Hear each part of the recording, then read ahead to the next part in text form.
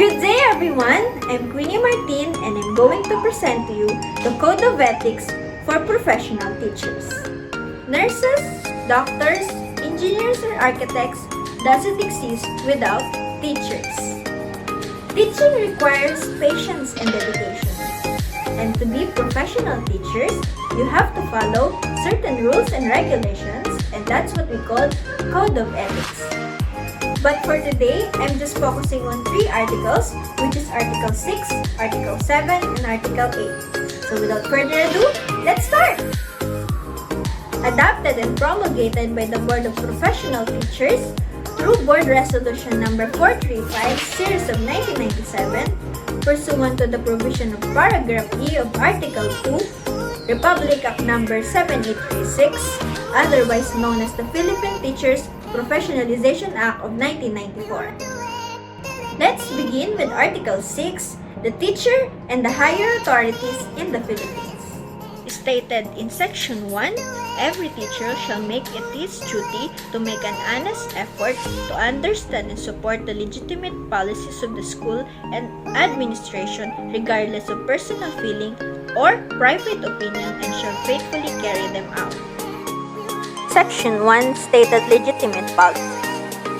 For example, you were applying for a Catholic school and then you were not a Catholic, and that school have different rules and policies, especially in religious activities. You must dare to support them and faithfully carry them out. Follow without complaining, because complaining is unethical. Let's proceed to Section 2. Every teacher shall not make any false accusation or charges against superiors, especially under anonymity. However, if there are valid charges, he should present under oath to competent authority. A teacher shall not make any false accusation or charges against superior, unless kapag alam mong mali na yung superior mo and you have those evidences, it's time for you to complain. It's not allowed when you are complaining, you are hiding your face or your name. You're doing it anonymously. Paano nila malalaman kung valid ba talaga yung charges na yun kung yung tao nagrereklamo ay hindi naman nagpapakilala? So, that's unethical. You should be brave enough as a teacher. Section 3. A teacher shall transact all official business through channel except when special conditions warrant a different procedure, such as when special conditions are advocated but are opposed by immediate superiors, in which case the teacher shall appeal directly to the appropriate higher authority. In addressing problems and issues around the school, the teacher is not allowed to go directly to the deputy secretary or higher authority. Here is the proper step. First, it is advisable to start it through writing. Then, proceed to the subject coordinators, especially when it is academic matters. Then, principal. Then the principal will file the issue or the problem to the division superior. Then proceed to the division superintendent, then the regional director, and last to the deputy secretary. There is a certain process. It's not allowed to take shortcut unless there is really a problem. Section 4. Every teacher, individually or as part of the group, has the right to seek redress against injustice to the administration and to extend if possible, shall raise grievances within acceptable democratic processes. In doing so, they shall avoid jeopardizing the interests of the welfare of the learners, whose the right to learn must be respected. As a teacher, you must dare to support your students and seek what is right and provide justice for them. Section 5 stated that every teacher has the right to invoke the principles that appointments, promotions, and transfer of teachers are made only on the basis of merit and needed in the interest of the service. Explaining the Section 5 of Article 6, every teacher has the right to ask permission for appointment. For example, you are selected by your principal to go to the seminar. Let's say it was be in Mindanao. Teacher, you have the right to say no. Another example is you were assigned another place, which is not your place. You also have the right to ask transfer after how many years of rendering your services on that school. For promotion, every school posted every vacancy promotion. As a teacher, you also may ask for it, but there is a certain qualification and you must need to be qualified first.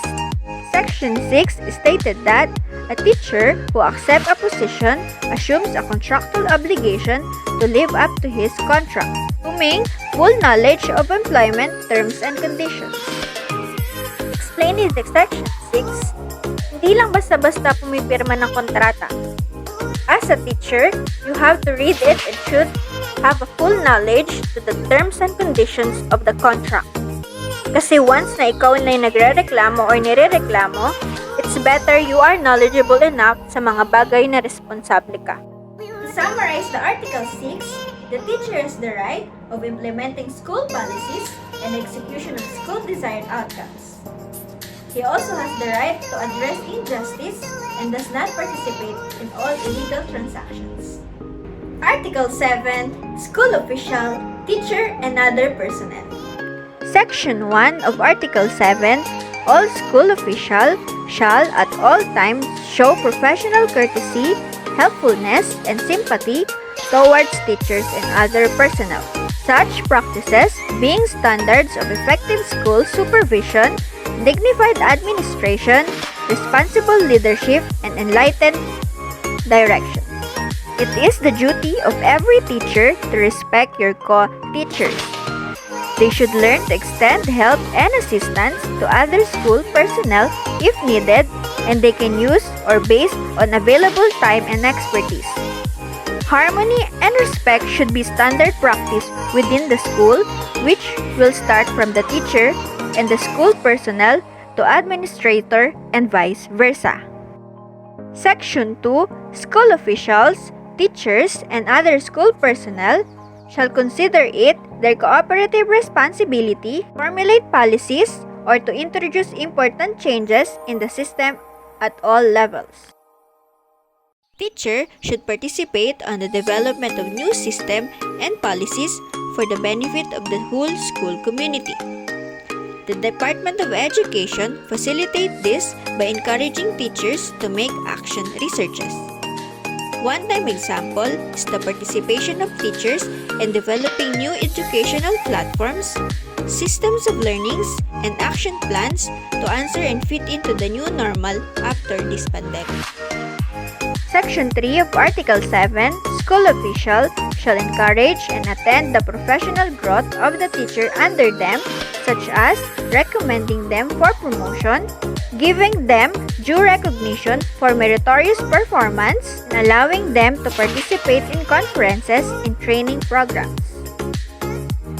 There should always be an initiative from the heads to encourage all teachers to aim for higher learning through education.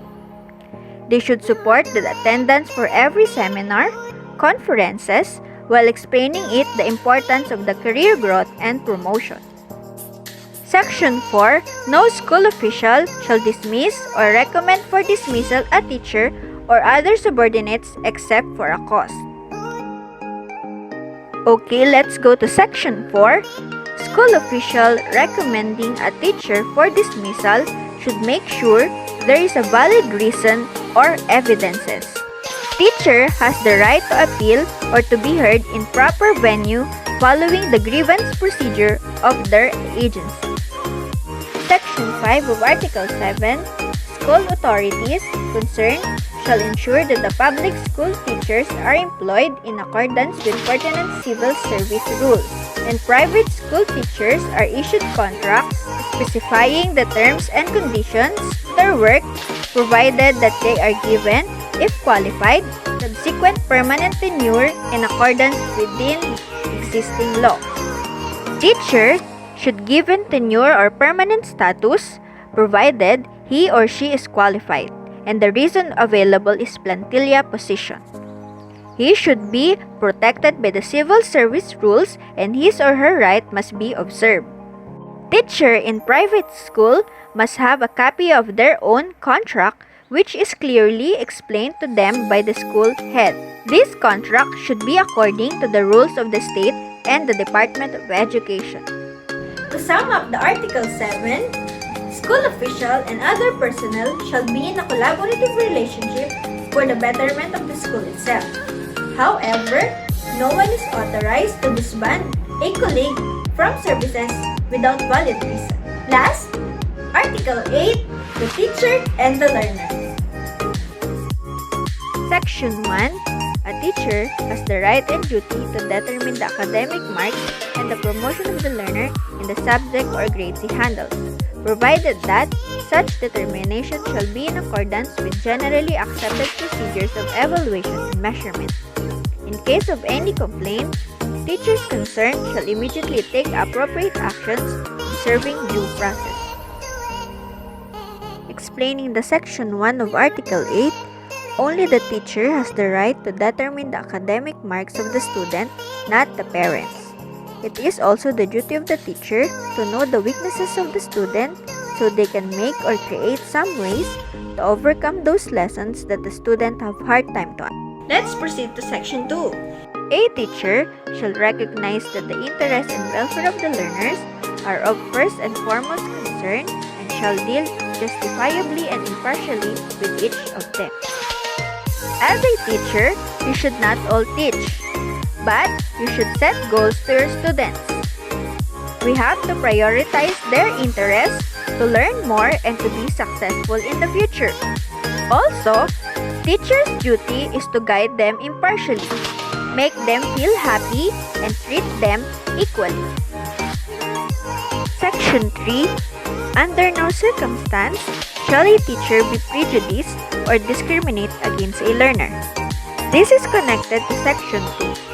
As a teacher, you should treat your student equally. As much as you can, avoid having favoritism. For example, there is a fight in your class. You must find out first what was really happened and then who was the one who started the fight. As a teacher, do not go any side of them. Instead, be an instrument for them to settle this fight. Section 4. A teacher shall not accept directly or indirectly any remuneration from tutorials other what is authorized for such service. Every teacher should not accept any gifts from the student, but it depends upon the reason. For example, there is some occasion like Teacher's Day. It is normal to receive a gift from the student because giving gift is the sign of their gratitude. But sometimes, students and parents use this in exchange of favor. Favor like having a high grades, passing the exam, and sometimes being on the top of the class. You as a teacher should not allow this because it is unfair for those students who really work hard to achieve this. Section 5. A teacher shall not accept favors or gifts from learners, their parents, or other in their behalf in exchange for requested concessions, especially if undeserved. Let's talk about tutorials. We all know some of our students are irregular in the class. Then, as a teacher, you should provide tutorials, but make sure you must notify it to the institution. But some teachers does tutorials in exchange of money or gifts. It was unethical. Teacher should avoid this task. Section 6. A teacher shall base the evaluation of the learner's work only in merit and quality of academic performance. Let's answer, how do teachers make grades? First, you should have the basis, and this is according to the academic performance of the student, like exams, quizzes, assessments, and other school activities. Always remember, what you gave to the teacher is what they put on the card. It is also important to keep all records in case of some parents and teachers who complains. That will serve as your evidences. Section 7. In a situation where mutual attraction and subsequent love develop between teacher and a learner, the teacher shall exercise utmost professional discretion to avoid scandal, gossip, and preferential treatment of the learner. In this section, developing a love between a teacher and a learner is not really forbidden. They should just practice or act professionally in dealing with each other, especially when they are inside the classroom or within the premises. As a teacher, you should avoid issues that could damage the reputation of the school. Section 8. A teacher shall not inflict corporal punishment on offending learners nor make deductions from their scholastic ratings as a punishment for the acts which are clearly not manifestation of poor scholarship.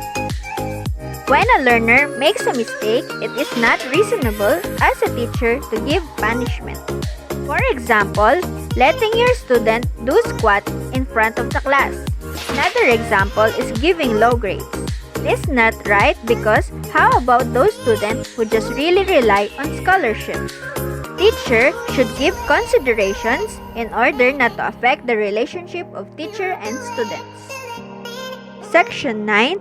A teacher shall ensure that the conditions contribute to the maximum development of the learners are adequate and shall extend needed assistance in preventing or solving learners' problems and difficulties.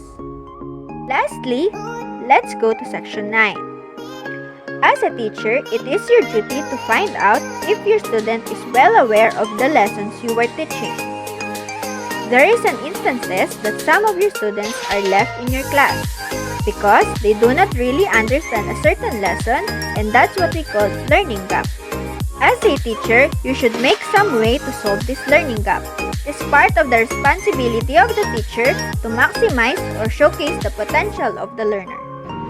And that's the end of the video. I hope I discussed it well. And to all the teachers and future teachers out there, do not stress out. Think of an efficient way and follow the code of ethics. Always remember, teaching is not a job. It is a profession and a vocation. And I want to end this with a quote. If you set a good sample, you need not to worry to setting these rules. Again, thank you and goodbye.